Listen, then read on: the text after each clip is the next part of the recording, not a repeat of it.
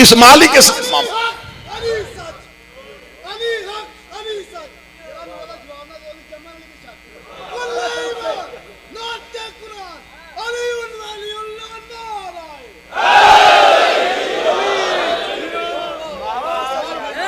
ज़हूर कायम के हम करीब हैं। गैबत इमाम हमसे चाहता था, इमाम की गैबत में हमारी जिम्मेदारियां क्या है, तवस्सुल इमाम का तरीका क्या है।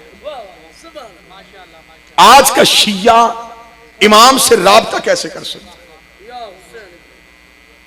शौक की वजह से नहीं होगा, इश्क की वजह से होगा। ये सब मानते हैं हमारे इमाम मौजूद हैं, जाहिर हैं, जमाने में हैं, और इमाम ने अपने मकामात के बारे में भी बताया हुआ है कि मैं कब कहां होता हूं। एक शख्स ने तौकीम इमाम से पूछा था, मौला आपसे मुलाकात कैसे मुमकिन है? इमाम ने फरमाया, हम मिलते हैं, तुम हमें पहचानते नहीं।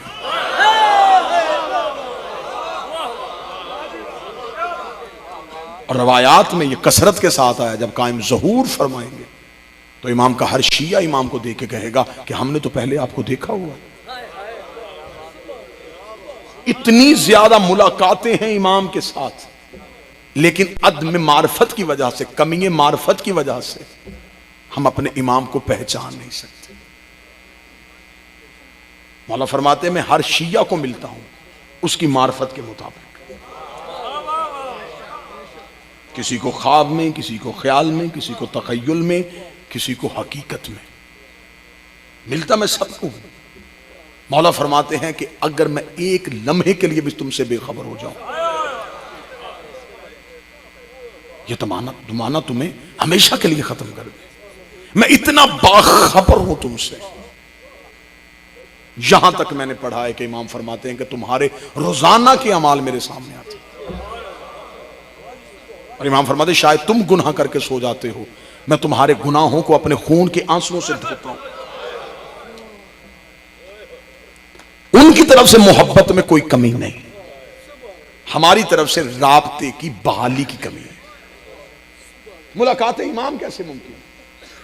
और यहां मैं बड़ी सादा लफ्जों में, सादा तरीके से बजा, मौला फरमाते, जब भी कोई शिया मुझसे मिलना चाहता है, जो पहला वहम उसके दिल में इब्लीस डालता है वो ये होता है कि कहां वो, कहां हम। मौला फरमाते, ये मेरे और मेरे शिया, मेरे मुहिब के दरमियान एक पहला फासला है जो इब्लीस की तरफ से उसके दिल में डाला जाता है कि हम गुनाहगार, हम कहां उनसे मिल सकते हैं, हम इस काबिल ही नहीं, हमारी ज़ियारत मौला से कैसे हो सकती है, हम मुलाकात कर ही नहीं सकते, हम तो बड़े गुनाहगार हैं। इमाम फरमाते, अगर तुम्हें तुम्हारे गुनाहों की वजह से इस कदर मायूसी है कि तुम मुझसे मिलने की आरजू को खत्म कर रहे हो, अगर हम तुम्हें तुम्हारे गुनाहों की वजह से नहीं मिलते, तो फिर हमने तुम्हें अपनी विलायत क्यों सौंपी हुई है? अगर हमने तुम्हें अपनी मोहब्बत का अमीन बनाया है, तो यह मोहब्बत हमारी तरफ से है। अब तुम्हारी तरफ से कदम बढ़ना है, हम कदम बढ़ा चुके हैं, हमने अपनी मोहब्बत और विलायत तुम्हें दे दी, अब तुम्हें हमारी तरफ बढ़ के आना है। फिर इमाम फरमाते हैं कि अगर तुम हमसे मिलना चाहते हो, मौला फरमाते, एक शख्स ने एक आरिफ से पूछा था, उसने कहा, जिंदगी को बचाने का राज बताएं। उसने कहा, चाहते हो कि हमेशा जिंदा रहो? उसने कहा, चाहता हूं हमेशा जिंदा। उसने कहा, सुबह को उठ के अपने वक्त के इमाम पे सलाम किया करो। उसने कहा, इमाम पे सलाम से जिंदगी का क्या ताल्लुक? उसने कहा, जब तू सलाम कहना सुन्नत है, जवाब देना वाजिब है। जब तू सलाम कहेगा, सलाम अलैका या साहिब अल-अस्र व ज़मान, वो जवाब में अलैका सलाम कहेंगे, और जब वो कह दे सलामती हो, फिर मौत कैसी?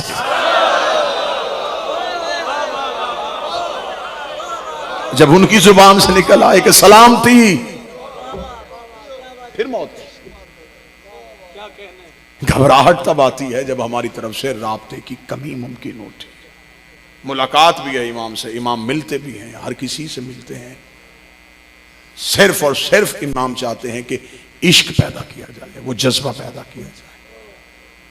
एक चीज ने और मायूसी मेरी कौम में पैदा कर दी कि 313 इमाम के लश्कर में होंगे, तो हम तो 313 में हो नहीं सकते, इतने इतने जय्यद लोग बैठे हुए हैं, उनके होते हुए हमारी कहां नंबर आ सकता है? 313 मेरे मौला के लश्कर के कमांडर हैं। लश्कर मौला का लाखों में है।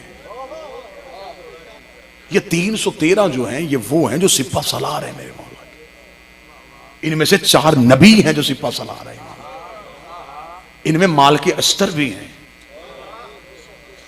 इनमें हजरत अबुल फजल अब्बास भी हैं।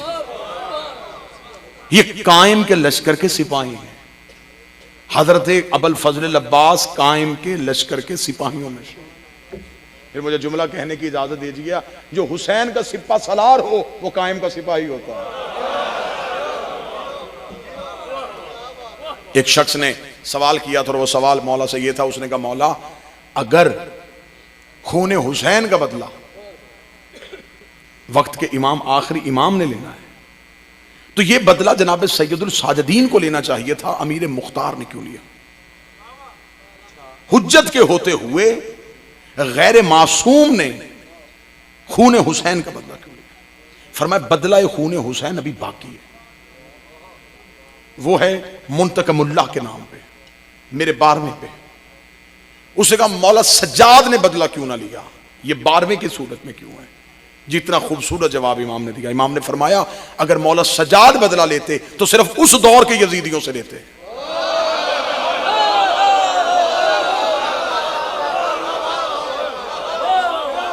अगर वो बदला लेते तो सिर्फ उस दौर के यजीदियों से लेते। बदला कायम पे रखा ताकि हर दौर के यजीदियों से ले सके।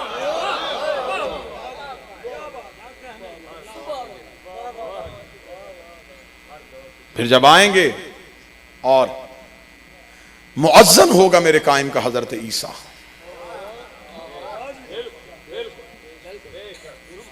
ये बतूल का बेटा है, ये मेरे कायम का मुक्तदी है, इंतजार में है और मौला के पीछे नमाज पढ़ेंगे। इतना मुझे बता दीजिए, हो सकता है मैं तालिब इल्म हूं, मेरी मालूमात में कमी हो सकती है। हजरत ईसा नबी हैं, ये इमाम है, ये नबी हो के इमाम के मुक्तदी हैं। अब मुझे सिर्फ इतना बताइएगा कि हजरत ईसा क्या नुतफे से हैं? नुतफा होता है बाप का, बाप का, इसका मतलब हजरत ईसा नुतफे से नहीं। अब मुझे दूसरी बात का जवाब दे दीजिएगा, जो पिछले मुसल्ले पे है वो तो नुतफे से नहीं,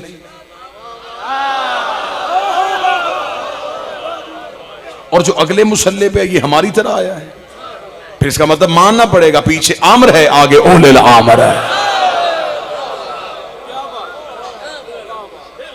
हर शिया अपने घर में इमाम की सदा को सुनेगा। इमाम फरमाते वो जैसी जुबान समझता होगा हवा उसे उसके जुबान में पैगाम पहुंचाएगी। इमाम साइंस की तरक्कियां बिल्कुल खत्म हो जाएंगी, रुक जाएंगी। जमाना बिल्कुल अपनी हरकत को छोड़ देगा, बिल्कुल वैसे ही जैसे मेराज में रसूल गए तो जमाने ने हरकत को छोड़ दिया था। नब्जों पे हाथ रखा जाएगा। और इससे बेहतर जो सबसे अगला जो मजमून इससे बेहतर है वो काश मिंबर से पढ़ा जाए, वो रज्जत का मजमून। क्या रज्जत क्या है? जब पलटे का जमाना, जब कायम की शाही होगी, जब सादात के घर आबाद होंगे, फिर उस वक्त इमाम के लश्कर की हालत क्या होगी। मेरा मालिक हमें कायम के नासरीन में से शुमार फरमाए। आज के दौर का सबसे बड़ा वजीफा है कायम का ज़हूर मांगना। इमाम फरमाते हैं कि अगर तुम मेरे आने से पहले मर गए लेकिन तुमने मेरा ज़हूर मांगा